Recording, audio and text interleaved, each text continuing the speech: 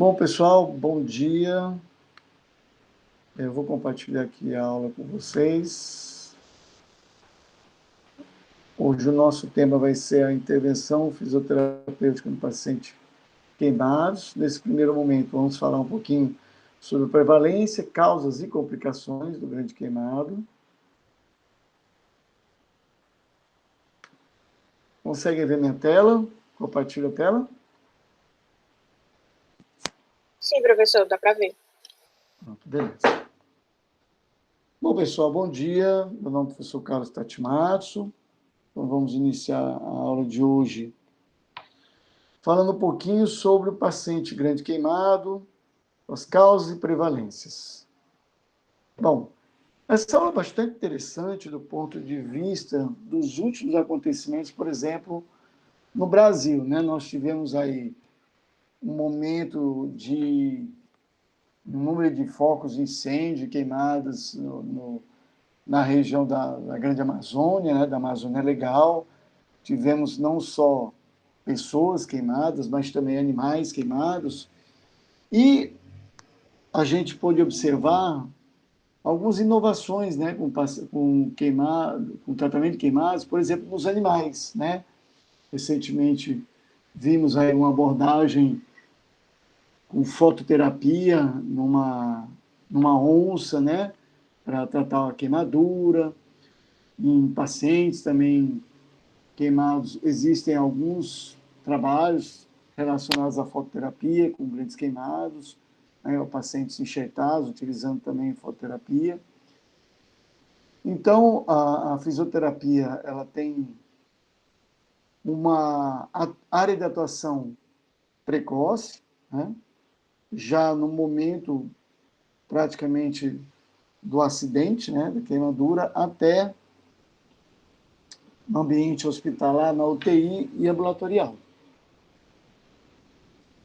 O tratamento com o paciente queimado, ele, falando em termos de epidemiologia, a maior incidência ocorre em crianças de 1 a 5 anos. Em crianças, especificamente, o tipo de queimadura que ocorre de 1 a 5 anos é do tipo escaldadura. Então, é aquela criança que está andando ali pela casa, como quem não quer nada, chega perto da mãe que está cozinhando, aí vê aquele cabo ali da panela, não sabe o que é, segura na tampa no cabo da panela e puf, aí vira aquele caldo de feijão, aquela água fervida do café. Então, são queimaduras bastante tensas, né? E quando ocorre esse tipo de queimadura, tanto vai ter queimadura de primeiro, segundo e terceiro grau, que nós vamos já falar e discutir um pouquinho sobre a diferença de cada uma delas. Acima de 5 anos, o tipo de queimadura que mais ocorre é por eletrocução, né? O dedo na tomada, aquela curiosidade, ou então um fio de escapado e tudo mais. A eletrocução, ou queimadura por choque, ela tende a ser mais grave, porque você tem o local de onde a criança colocou a mão, né, ou o pé, o dedo, em qualquer área do corpo, na região ela leva o choque, e aonde que a corrente elétrica sai. Porque você pode colocar a mão na tomada, mas o choque elétrico pode sair no antebraço, pode sair no tórax, pode sair no abdômen, e ela sai por explosão, né? Então, essa explosão ocorre, e geralmente é uma queimadura de terceiro grau, atingindo órgãos, tecidos, nervos, né? Então, a recuperação é mais tardia, o risco de infecção é maior. Já em adultos também, entre os 16 e 40 anos, a grande maioria também será por eletrocução. Embora, né, alguns acidentes do tipo aquele acidente, né, do incêndio da Botkiss, você tem ali um momento bastante peculiar do ponto de vista da gente compreender as repercussões que ocorrem devido a um incêndio. Então, aquelas pessoas, além de se queimarem pelo próprio fogo ao redor, elas inalaram uma fumaça altamente tóxica, a grande maioria delas morreu por conta da inalação dessa fumaça tóxica, né? As que sobreviveram tiveram repercussões sistêmicas por conta da inalação dessa fumaça. Mesmo que não fosse uma fumaça tóxica, o próprio inalar a fumaça, quando você está num ambiente de incêndio, a fumaça ela atinge altas temperaturas. Então, ao inalar essa fumaça muito quente, a primeira coisa que ocorre é secar a mucosa da narina, queimar os pelos nasais, e com isso faz com que há uma inalação de partículas sólidas muito rapidamente para o parênquima pulmonar, né?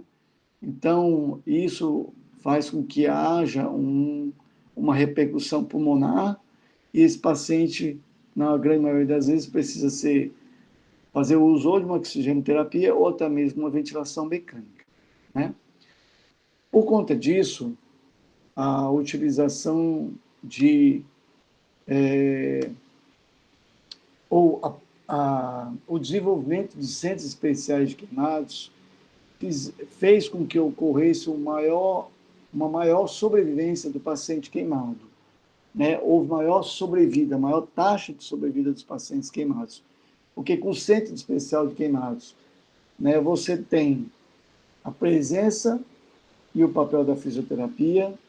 Além disso, você conta com uma equipe multiprofissional, não só de médicos e enfermeiros, mas fisioterapeutas, que vão atuar desde o momento da emergência, UTI, oxigenoterapia ou com ventilação mecânica, monitorização dessa ventilação, proteção articular, clearance mucociliar, né? Os terapeutas ocupacionais atuando fortemente para a manutenção e proteção articular, recuperação da mobilidade, em especial da motora fina de mãos, né?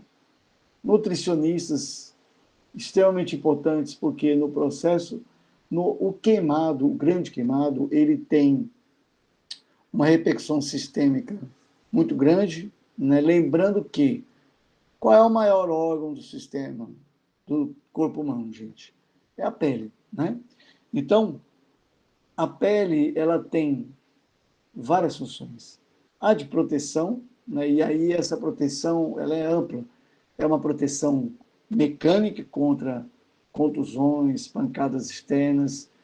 É uma proteção química, né?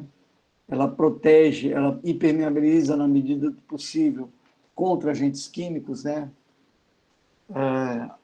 Álcool, outras substâncias, né? Ela tem uma proteção física. Além disso, ela auxilia na termorregulação do corpo, né? A pele evita com que os líquidos extracelulares extravasem do corpo, e é por isso que quando o paciente grande queimado, ele tem, quando você, mesmo enfaixando ele muito bem, ele tem um grande extravasamento de líquido, nós vamos falar um pouquinho mais sobre isso. Então, ele tem uma perda de líquido muito grande, uma perda de água e eletrólitos, né? Então, por conta disso, a nutrição é extremamente importante. O paciente grande queimado, ele tem uma perda de peso corporal muito rapidamente em pouco tempo, né? E com isso, ele não tem forças, né? Ele tem aquele sentimento não só de abatimento do humor, mas é um abatimento físico mesmo, né? Por isso, é importante no centro de queimados que haja um psiquiatra e, de preferência, um psicólogo para acompanhar quando houver esse rebaixamento do humor. O paciente queimado, o grande queimado, na maioria das vezes, ele fica mais de um mês internado, dependendo do caso, 2, 3 meses. Tem pacientes que ficam, às vezes, 6 a 9 meses internados. Então, você imagina só nossa realidade, por exemplo, aqui em Fortaleza, no IJF, tem pacientes, boa parte deles são do interior. Imagina você não estar na sua cidade, sem a presença de seus familiares que possam lhe acompanhar, por 9 meses distante. Aquele paciente não é só um paciente, ele é um ser humano. Ele tem família, ele tem pai, ele tem mãe, ele tem filhos, ele tem que sustentar o lar. Então, como é que ele vai fazer para sustentar esse lar parado, se ele é um profissional liberal, né? Ou ele é um trabalhador informal? Então, isso mexe demais com o humor do paciente. Então, é preciso que haja esse acompanhamento psicológico, né? A assistente social, extremamente importante, né, para que dê uma condição mínima necessária de apoio a esse paciente, né, um apoio social. No caso das crianças, terapeuta de vida infantil, e é claro, né, farmacêutico para acompanhar a liberação de medicamentos, a quantidade necessária desses medicamentos, para que haja uma disponibilidade em tempo eficaz dessa medicação. Fonoaudiólogo, porque o paciente, ao inalar a fumaça, ou quando ele está... Primeiro, quando ao inalar a fumaça, ele tem um ressecamento da mucosa, né, do sistema respiratório, e com isso vai afetar também as cordas vocais. Além disso, quando há intubação, né, a intubação, dependendo do tempo que esse paciente fica internado e intubado, pode ocorrer uma condromalácia da traqueia desse paciente. E ao retirar o tubo, sempre você tem uma pequena lesão das cordas vocais. Então, com isso, há necessidade de um fonoaudiólogo para que atue fortemente em recuperar a vocalização desse paciente, né? Com todo esse grupo de especialistas, nós vamos ter, com certeza, uma boa efetividade do tratamento. Ok? E essa equipe, ela deve interagir, ela deve dialogar. Então, o fisioterapeuta deve dialogar para saber, por exemplo, na UTI, qual é o momento de discutir com a equipe, que ele acha ou não se é o momento de realizar a extubação desse paciente ou iniciar o processo de desmame, se deve ou não realizar uma deambulação precoce. Então, a cada passo, há uma repercussão sistêmica, né? Então, a cada passo tem que ser muito bem planejado e executado, com toda a equipe. Não tem como você pensar em realizar um desmame do paciente se você não dialogou com o nutricionista e sabe que aquele paciente ele tem um apoio nutricional que vai dar suporte ao sistema respiratório dele, receba a quantidade de energia, de ATP, mínima necessária para que aquele diafragma, aquela musculatura respiratória, possa atuar de uma maneira efetiva, né?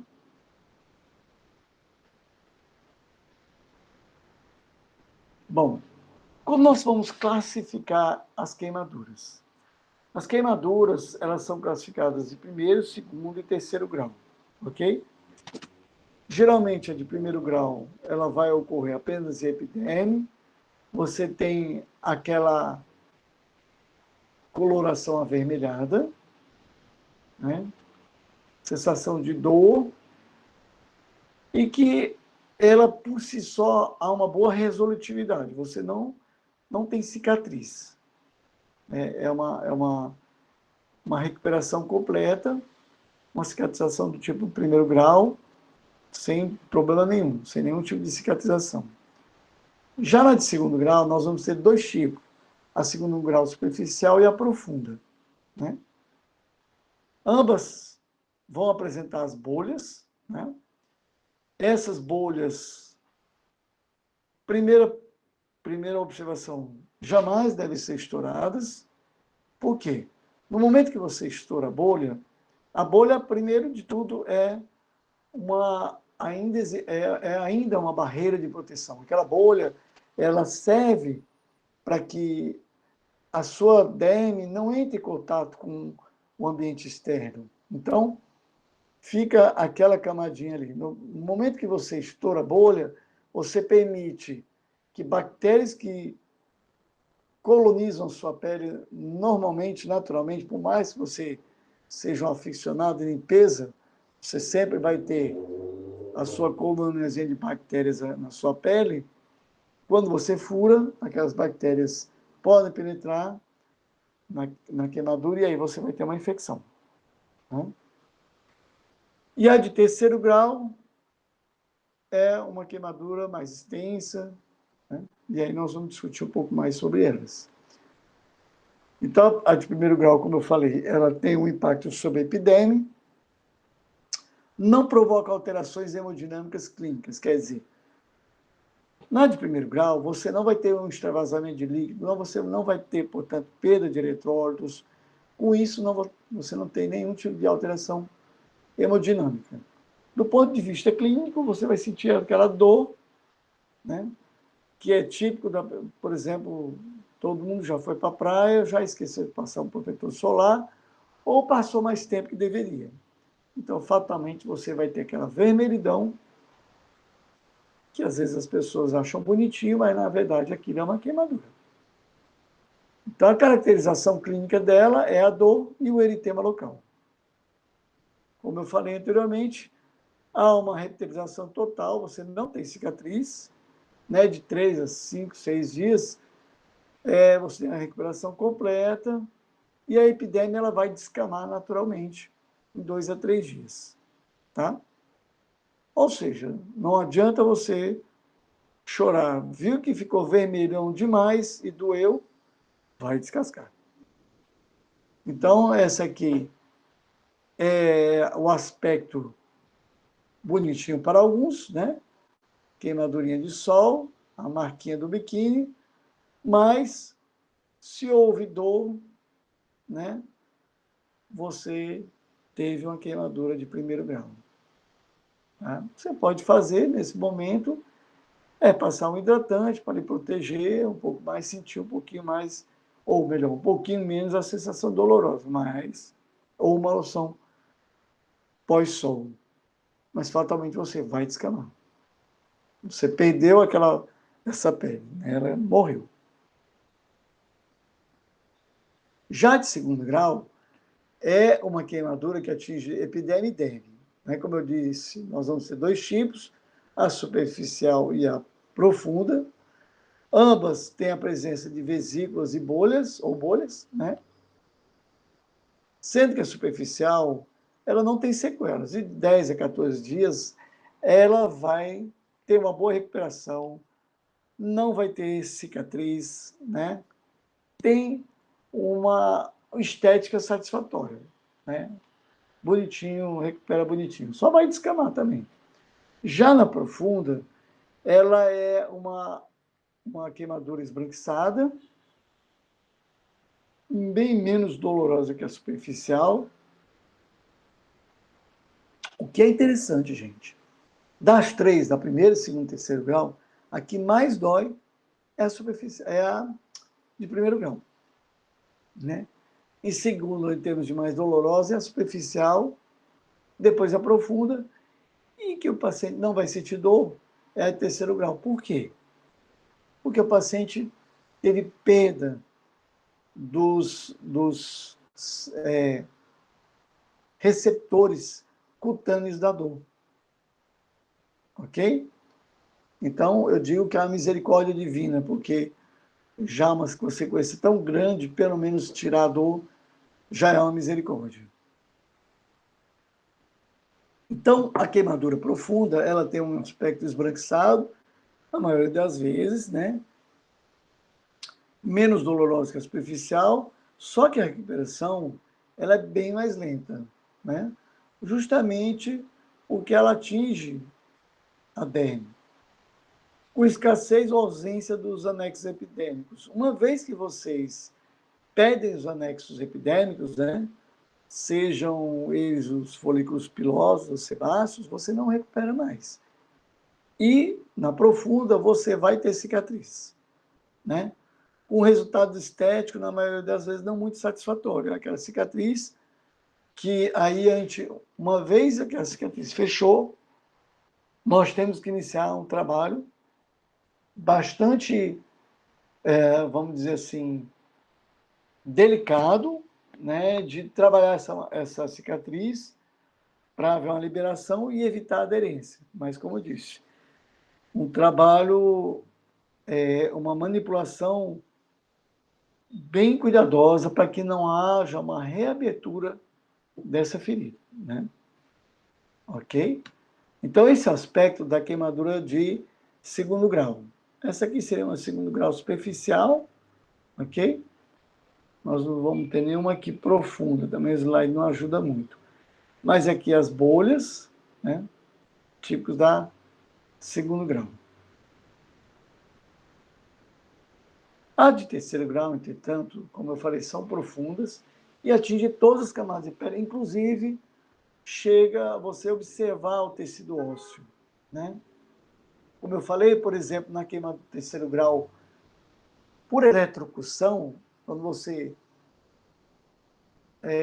intencionalmente ou não, coloca o dedo num fio de escapado de 220 volts, dependendo do tempo que você fica preso à corrente elétrica, a sua falange distal, por exemplo, ela pode desfacelar totalmente. Você pode perder a sua falange distal, né? E aí aquela falange, aquele tecido ósseo vai ser liberado para a corrente sanguínea e vai se depositar em algum outro local, né? Na queimadura de terceiro grau, você tem um acometimento das fibras musculares e tecidos ósseos subjacentes, né? Por isso que é importante, no momento de uma visita técnica, a gente e o fisioterapeuta estarem presentes no banho, né? No primeiro banho e, na medida do possível, periodicamente acompanhar o banho desses pacientes. Por quê? Porque é no momento do banho, no qual você tem o processo de desbridamento, né? Ou seja, a retirada do tecido necrosado, que a gente consegue enxergar o nível de profundidade da lesão, né? A coloração, o cheiro daquela queimadura, e consegue identificar qual músculo foi acometido, quais fibras musculares permanecem íntegras, se há perda de tendão, né? Tem paciente, às vezes, que ficou só um filetezinho de tendão, né? Na mão, por exemplo, aí você, no seu ímpeto, claro, de querer sempre trabalhar e fazer com que aquele paciente se recupere mais rapidamente possível, começa a trabalhar com resistência naquela mão. Ele só tem o restinho de tendão. No momento que você trabalha com resistência com ele, pode ser que haja um rompimento daquele único tendão que ele ainda tem. Então, é importante a presença do fisioterapeuta na hora do banho, para acompanhar e compreender quais são os tecidos, né, que foram acometidos e o que você tem para trabalhar. Qual musculatura, por exemplo, acessória você pode estar trabalhando para complementar o movimento ou compensar o movimento para aquela musculatura que foi danificada, né? Na queimadura de terceiro grau, não há uma sintomatologia dolorosa, como eu falei para vocês, né? Mas a reptilização é muito lenta. Você tem perda dos anexos epidêmicos, terminações nervosas epidêmicas, por isso que não sente dor, e ele vai ter um número reduzido de anexos epidêmicos, né? Com isso, a sensibilidade tátil dele diminui muito enormemente, né? Então, é importante a gente trabalhar também com esse paciente ambulatorialmente, tentando recuperar a sensibilidade. Com várias texturas, por exemplo, né? Uma esponja mais grossa, uma mais fina, areia, e outras texturas, né? O próprio contato tátil da pele, para que vá, na medida do possível, suscitar aquelas terminações nervosas que permaneceram a atuarem para essa sensibilização. né? Clinicamente, o aspecto da lesão do terceiro grau, ela é um aspecto endurecido, é uma casca, né? Podendo apresentar, você vê visual, né? Você enxerga os vasos sanguíneos esclerosados, né? Queimados, o restinho dos vasos sanguíneos. E o prognóstico do grande queimado, por terceiro grau, dependendo da extensão da lesão, né? Qual a porcentagem da superfície corporal foi queimada, é um prognóstico de reservada ruim. Vai depender se houve ou não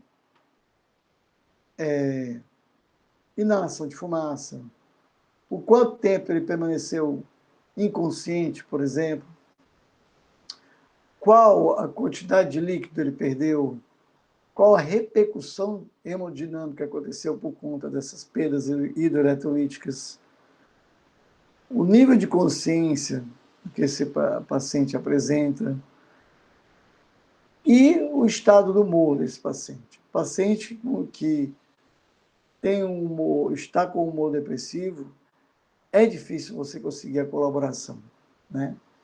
E é necessário, como eu disse, então, o suporte do psiquiatra, do psicólogo, para que possam estar atuando junto com nós da fisioterapia para tentar restabelecer, né, uma adesão desse paciente ao tratamento. Né? Ok? E pode ou não desenvolver hipertrofia e queloide. Se é um paciente que tem a tendência de desenvolver queloides e hipertrofia, então é importante a gente trabalhar ao máximo para que a gente evite o desenvolvimento dessa hipertrofia e queloide. Muito embora há muito poucos trabalhos ainda relacionados a isso, né?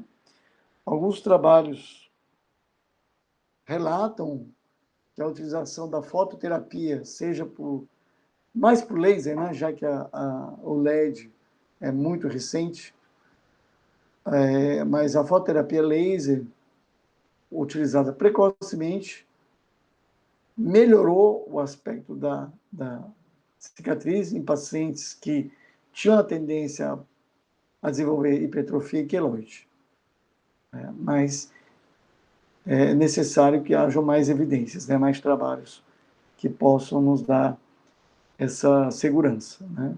É uma das propostas do Inova Físio, a gente desenvolveu um equipamento de fototerapia para estar utilizando esses pacientes e verificar se há, de fato, essa melhoria da cicatriz e os parâmetros.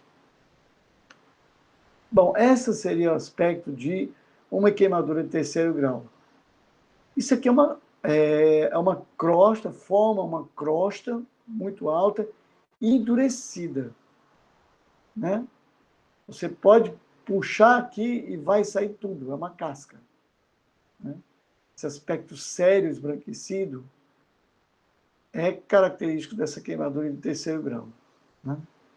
Então, aqui embaixo você vai ter epiderme, derme, músculos, tendões, uma boa parte das vezes expostos, né? É claro que o paciente que teve queimadura de terceiro grau, ele vai ter nas áreas adjacentes, primeiro grau, segundo grau profundo, superficial, né? E você não vai pegar o paciente que ele só tem queimadura de terceiro grau. Ele vai de primeiro grau, segundo grau e terceiro grau, tá bom? Bom, é importante, então, ter claro essa classificação. Por isso que eu coloquei essa tabelinha sintética, só para a gente fixar um pouquinho em termos de classificação. Então, de primeiro grau, você só tem lesão na epiderme e o sinal clínico é o eritema, é só vermelhidão e dor.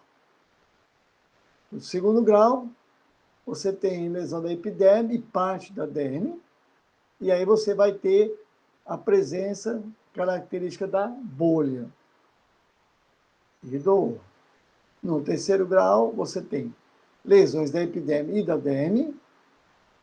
Você consegue observar tecidos necrosados, vasos sanguíneos, alguns necrosados, outros um sangramento, e o paciente na região de queimadura de terceiro grau, ele não vai sentir dor, mas o sinal clínico vai ser aquela casca, né, branca, que a gente chama branca nacarada, é aquela casca que eu acabei de mostrar para vocês. Ok?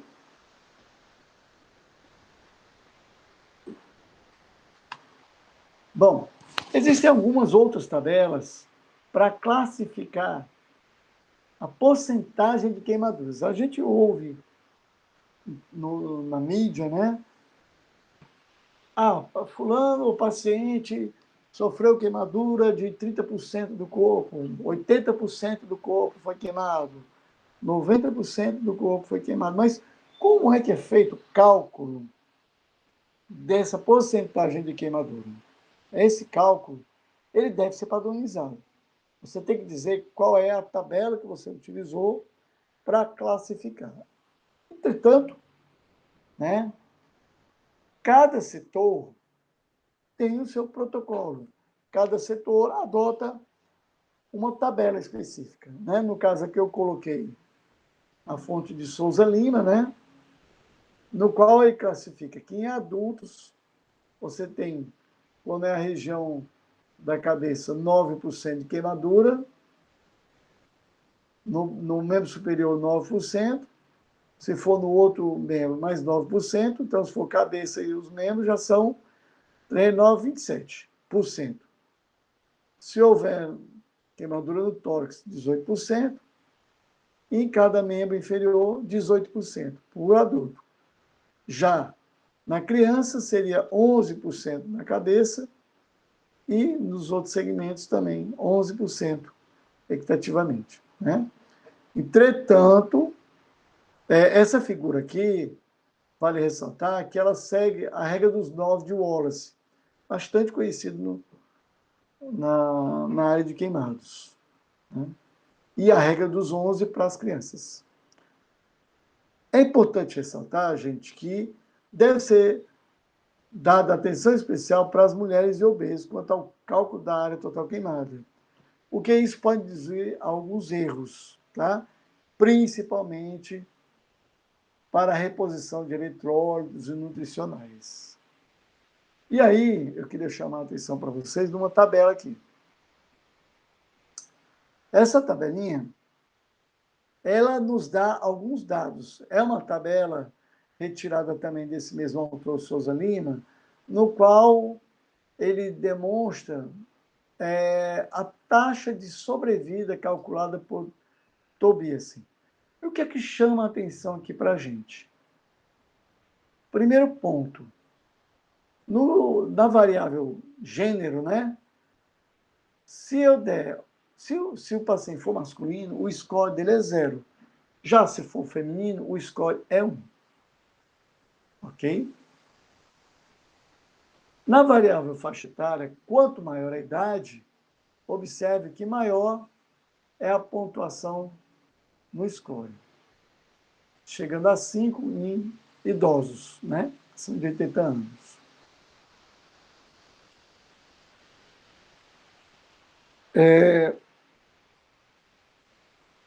Em relação à superfície corporal da área queimada, quanto maior a porcentagem da superfície da área queimada, também maior será o score. Se a gente tomar por base que as taxas de sobrevida elas diminuem com o aumento do... Perdão. Com a taxa de sobrevidas, né? Elas, à medida que o score aumenta, a taxa de sobrevida cai. Quer dizer o quê? Que as mulheres e os idosos, quanto maior a superfície de área queimada, menor a chance de sobrevida desse paciente. Ok?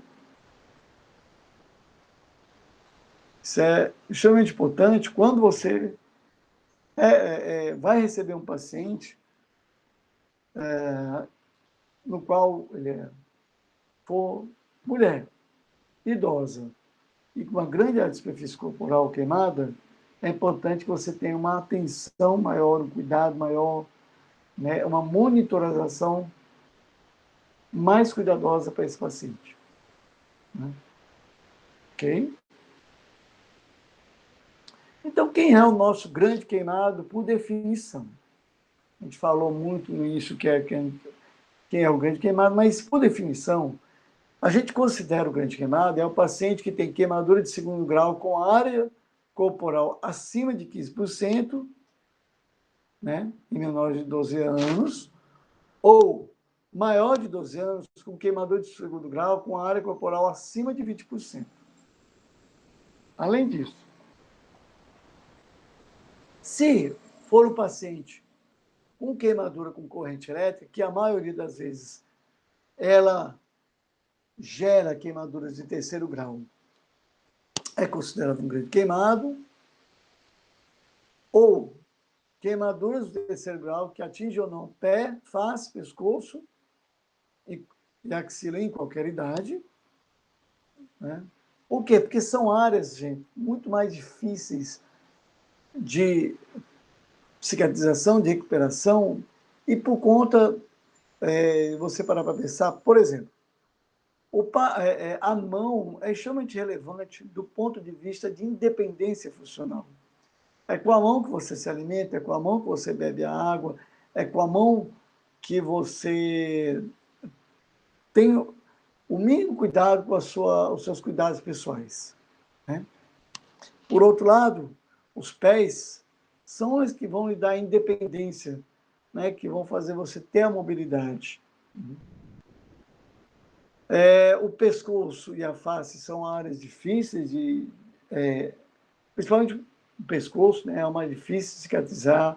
É importante um posicionamento adequado, por isso que esses pacientes eles necessitam, né, face, pescoço, axila, em qualquer idade, eles necessitam de um cuidado no setor específico de queimados, né, porque o posicionamento, uma vez o paciente grande queimado cicatrizou pela pele, a mobilidade daquela cicatriz é muito pequena. Então, é importante a gente pensar e analisar, principalmente fisioterapeuta, em termos de funcionalidade. Qual o melhor posicionamento daquele paciente para as atividades diárias e de trabalho que ele executa. Não existe uma receita de bolo. Existe sim. Eu vou mostrar em outra aula que existem algumas posturas que são consenso, na maioria das vezes, para imobilizar esse paciente, mas, entretanto, dependendo da função, né, da profissão que aquele indivíduo executa, né, é necessário a gente adaptar aquela imobilização para que a cicatriz possa fazer com que o segmento corporal necessário para ele ter a sua funcionalidade possa atuar de um modo satisfatório. Eu vou explicar isso na outra aula mais direitinho, tá bom? Então, o paciente grande queimado também é aquele que tem queimadura de segundo ou terceiro grau atingindo o períneo em qualquer idade. É impressionante, e até um fato curioso, que às vezes o paciente tem 90% do corpo queimado, mas o períneo é preservado. Né? Grande maioria das vezes, seja homem, mulher e criança, o períneo é preservado. Isso é extremamente importante do ponto de vista sociocultural, né? Autoestima e tudo mais do paciente. Mas o paciente, se houver queimadura, mesmo que seja de segundo grau, atingido o períneo, em qualquer idade, ele é considerado um paciente que requer cuidado do setor de queimados e ele é considerado, então, um grande queimado. tá bom? Principais complicações, sem sombra de dúvida, a principal complicação do paciente queimado é a infecção. Na grande maioria das vezes, por pseudomonas e Candida albicans. No caso da pseudomonas, é uma infecção extremamente fétida, de cor esverdeada. Quando o paciente já está infectado, às vezes o cheiro ele consegue pegar em toda a enfermaria, né, por conta da caracteristicamente da pseudomonas e da Candida albicans.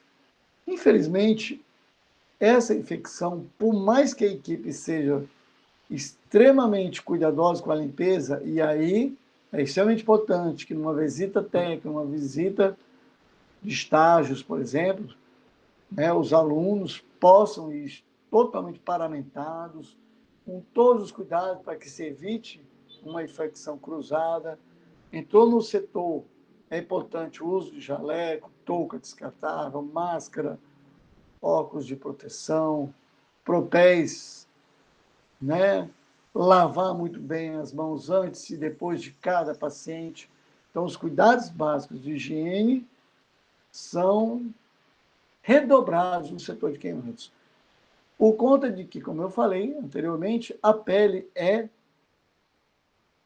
um dos órgãos responsáveis por proteção.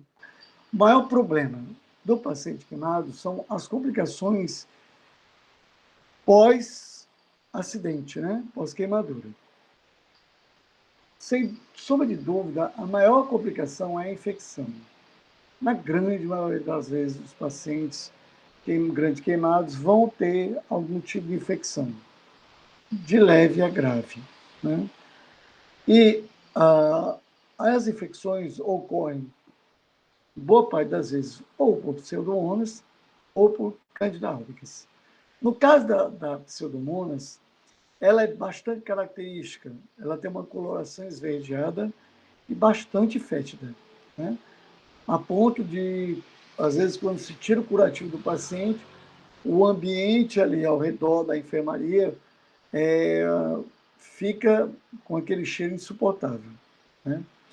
Por mais que a equipe técnica seja bastante qualificada e tome os cuidados necessários de limpeza, é sempre importante redobrar os cuidados.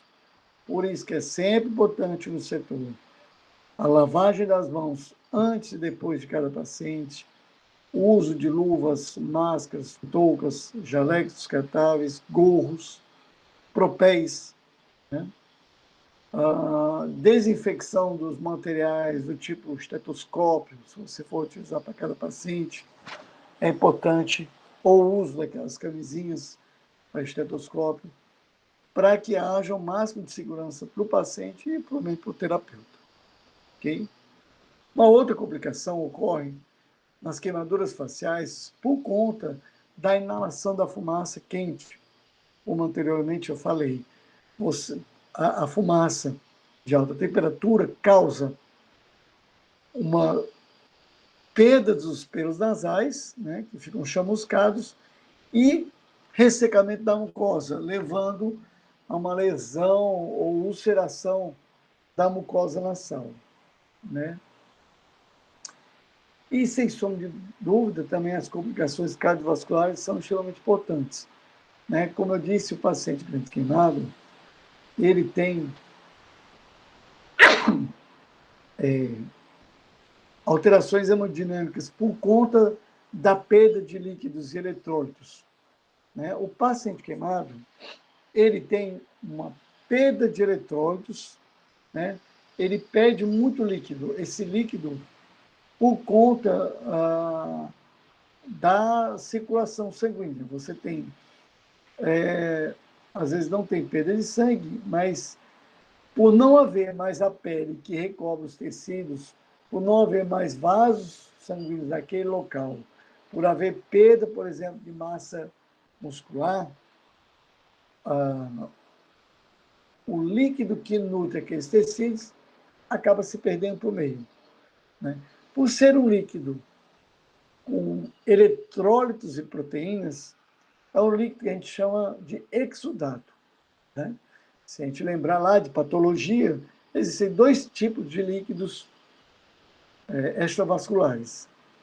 Ou ele pode ser um líquido do tipo transudato, no qual você só perde líquido, água, né, propriamente dito, e o exudato, onde você tem perda de líquido mais eletrôlitos.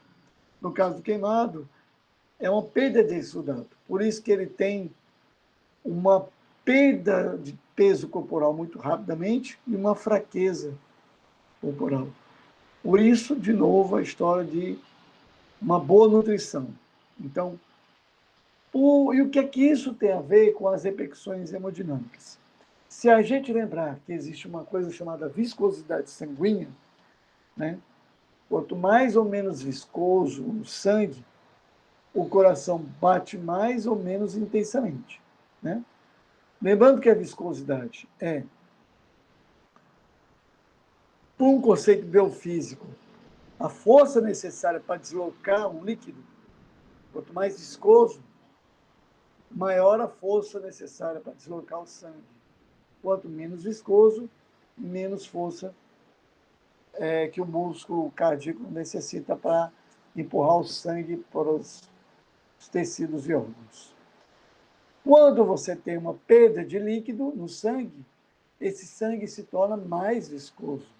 Consequentemente, há uma necessidade do coração bater mais rapidamente, mais intensamente. Então, aumenta o inotropismo e o cronotropismo do músculo cardíaco. Então, isso repercute enormemente na hemodinâmica do indivíduo, por conta desse desvio do líquido intravascular para o intestino. Ok? Ficou claro? Alguma dúvida? Então, complicações, dando continuidade às complicações das lesões, nós vamos ter a ossificação heterotrópica. Lembra que eu disse para vocês que existem algumas situações, por exemplo, uma queimadura por choque, você coloca a mão por um determinado período de tempo prolongado num fio desencapado, 220 ou uma tomada, se você sobreviver, você pode ter uma perda do tecido ósseo da falange distal. Você perde a falange literalmente. E aí, esse tecido ósseo, ele migra para a corrente sanguínea e pode se estabelecer em outro ponto ósseo, formando uma ossificação heterotrópica, né? Um ponto ósseo do local que não era para ter osso. Pode ser na articulação, isso é um problema, porque às vezes a gente identifica, né, na manipulação do paciente, que ele não consegue, por exemplo, fazer uma hiperextensão de punho. Se isso não for bem feito, se a tua avaliação não for bem feita, se você não identificar que existe, por exemplo, aquele tecido ósseo depositado ali, você vai fazer todo tipo de alongamento, forçar e não vai melhorar. O que ali vai ser necessário uma intervenção cirúrgica, uma raspagem óssea, para retirar aquele tecido ósseo da articulação do punho. Ok? Por isso que a avaliação do paciente deve ser feita com a mobilização ativa do paciente e não passiva, para que a gente identifique, por exemplo, aonde que ocorrem esses pontos, né, de imobilização articular. Uma outra complicação é a neuropatia. O paciente sente dores em pontos que às vezes são distantes da região da queimadura, né? Ou até próximo da região da queimadura, mas não se estabelece uma região, uma causa e efeito daquela dor do paciente. E uma das hipóteses poderia ser o uso de bandagem compressiva por um longo tempo. Porque a bandagem compressiva, ela causa uma diminuição da pressão parcial de O2 na região. Com uma baixa oxigenação tecidual, isso pode causar, então, Uma das hipóteses seria a neuropatia, né? E outra complicação é uma cicatriz patológica, né? Do tipo hipertrófica ou queloide. Os dois tipos aqui, né? No caso da cicatriz hipertrófica, a cicatriz hipertrófica, diferentemente da queloide, ela respeita os limites da lesão. Já na queloide, a cicatriz ela extrapola o limite da lesão. Isso aqui é um exemplo, né, tirado da internet, de uma cirurgia do tipo. Meu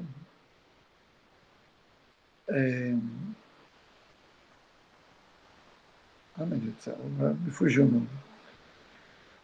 Do tipo uma cirurgia obstétrica, né? Ok?